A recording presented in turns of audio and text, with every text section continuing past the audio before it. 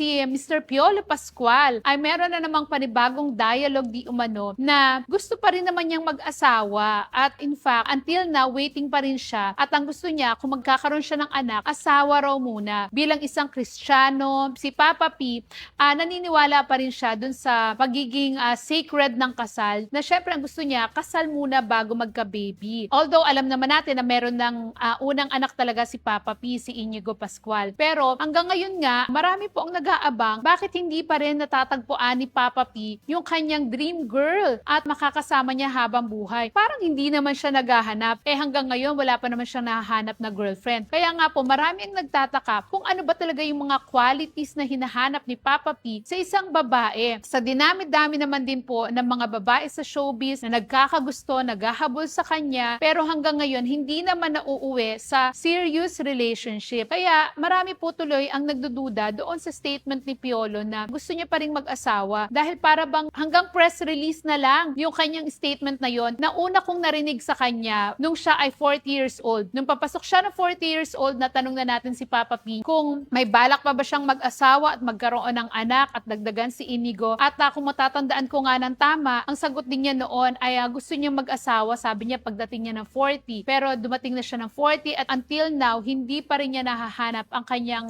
the right one. Ngayon, baka ang maging next statement na ni Papa P, gusto niya nang mag-asawa at 50. At sana nga, tulungan din natin siyang ipag-pray na makita niya na talaga kung ano yung hinahanap niya. Kasi mahirap din naman po yung tumandang mag-isa. Iba pa rin po yung meron kang partner na makakasama mo sa buhay. Pagdating ng panahon na hindi ka na sikat, wala nang mga tumitili sa'yo at mag-isa ka na lang sa kwarto, doon mo mararamdaman pa rin na may kulang pa rin. Kaya napakahirap po para sa isang tao na tumanda ng mag-isa ka lang at doon mo mararamdaman talaga yung kalungkutan. Pero ayun nga, ano nang magagawa niya, hindi pa dumarating yung kanyang hinahanap na the right one. So, ipag-pray natin na matagpuan din niya at sana nga tamang tao yung dumating sa kanya dahil mahirap talaga sa stature ni Papa P. Mayaman, matalino, sikat, na baka mamaya pera lang yung habol sa kanya ng girl. Kaya siguro isa din yon sa mga iniingatan niya sa pagpili ng tamang babae. At nung maitanong natin yan kay Papa P,